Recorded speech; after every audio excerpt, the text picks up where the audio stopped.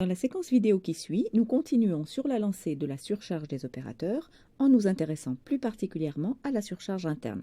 Dans les séquences qui ont précédé, nous avons en effet vu qu'un opérateur pouvait être surchargé soit à l'extérieur d'une classe, dans ce cas-là il s'agira d'une fonction, soit à l'intérieur d'une classe, et dans ce cas-là il s'agira d'une méthode appartenant à une classe. Si par exemple on a défini l'opérateur plus pour les nombres complexes au moyen d'une fonction, lorsque l'on écrit quelque chose comme Z1 plus Z2 où Z1 et Z2 sont des complexes, ceci correspond donc à un appel de fonction, à l'appel de la fonction opérateur plus qui prend en argument Z1 et Z2. Le premier opérande correspond au premier argument de la fonction et le second au second argument de la fonction. Une alternative qui s'offre à nous ici serait de définir l'opérateur plus au moyen d'une surcharge interne, c'est-à-dire en plaçant la définition de cet opérateur à l'intérieur de la classe complexe. Puisqu'il s'agit alors d'une méthode, il faudra nécessairement l'invoquer au travers d'un objet, ce qui veut dire que lorsque nous écrivons ceci, cela va se traduire par quelque chose de différent du cas de la surcharge externe. Cela va se traduire par un appel de méthode qui a l'allure suivante. Le premier opérande est alors l'objet courant, l'objet auquel s'applique l'opérateur plus, et le second va correspondre à l'argument de la méthode. Nous voyons donc que dans le cas d'une surcharge interne, nous n'avons plus besoin que d'un seul argument qui va correspondre au deuxième opérande. Pour résumer, si l'on veut réaliser la surcharge interne d'un opérateur donné, il faudra placer la méthode opérateur op à l'intérieur d'une classe. Comme pour toutes les autres méthodes, on se contentera usuellement de placer à l'intérieur de la classe le prototype de l'opérateur et l'on donnera la définition de l'opérateur à l'extérieur de la classe.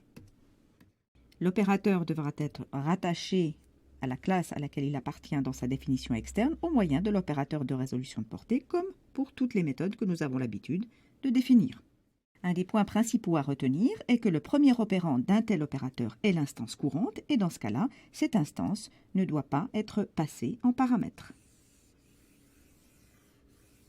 Les méthodes ne reçoivent donc en paramètres qu'un éventuel second opérande. Voyons maintenant sur un exemple concret comment un opérateur, par exemple plus égal, peut être surchargé en interne dans la classe complexe.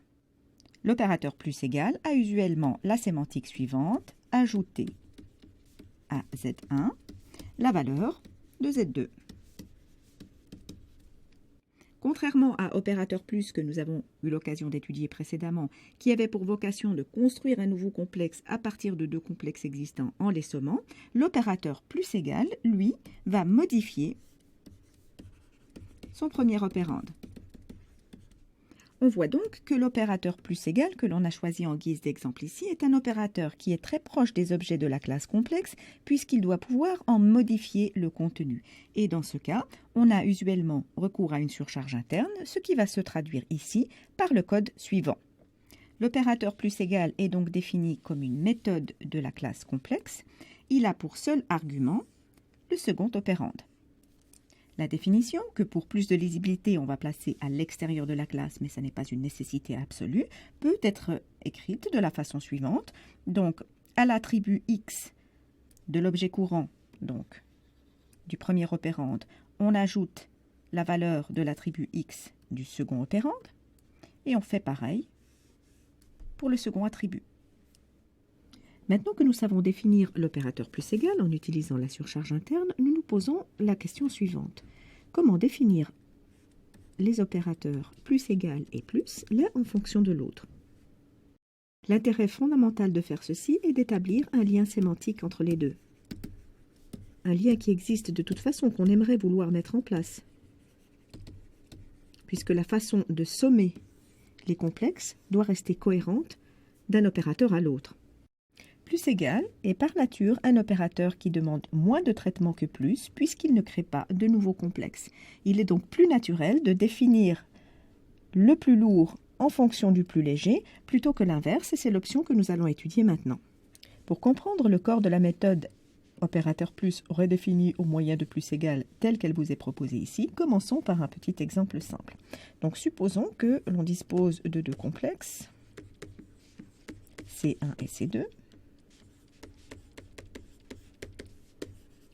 initialisés d'une certaine façon.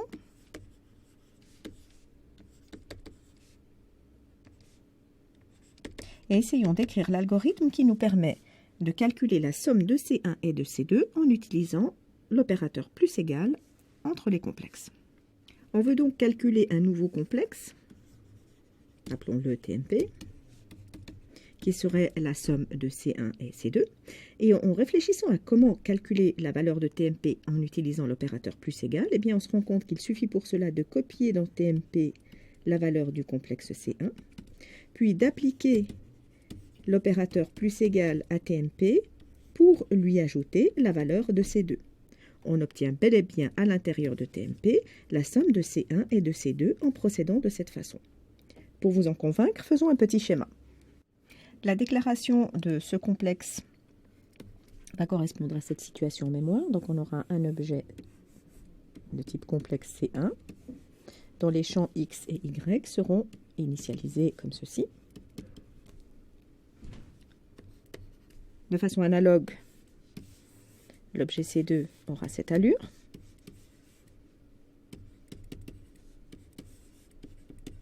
Et l'objet TMP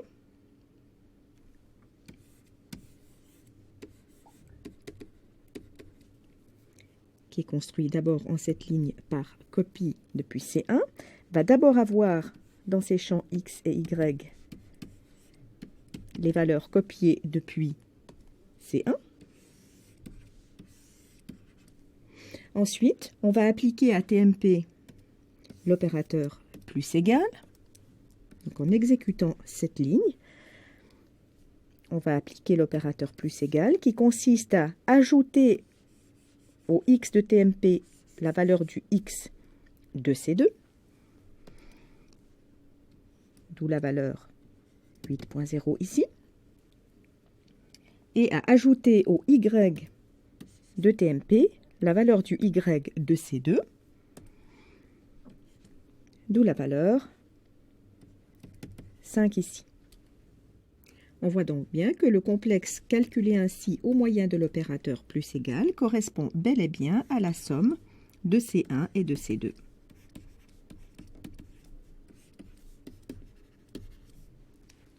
C'est exactement cet algorithme qui est appliqué dans la version que vous avez ici sous les yeux, à une subtilité près liée à ce passage par valeur ici. En effet, si l'on utilise cette en-tête de opérateur plus, qui est l'en-tête préconisée depuis C++11, lorsque l'on écrit quelque chose comme C1 plus C2, donc on invoque cet opérateur plus, ce qui va se passer, c'est que la valeur du complexe C1 va être copiée dans Z1, qui est une zone locale, à opérateur plus, à la fonction opérateur plus, sur laquelle on peut travailler et qui va être retournée au final. Donc on se rend compte que Z1 joue ici exactement le rôle de TMP. Il est donc inutile de redéfinir à l'intérieur du corps de opérateur plus une autre variable intermédiaire dans laquelle on aurait copié le premier opérand ici. Ce rôle est déjà rempli par le paramètre passé par valeur ici. En clair, la copie du premier opérand C1 faite dans une variable intermédiaire TMP est réalisée de facto lors du passage par valeur ici. Bien sûr, l'algorithme décrit ici est placé à l'intérieur d'une fonction. Il faut qu'une fois le calcul effectué, la valeur calculée soit retournée et c'est exactement ce qui est fait ici.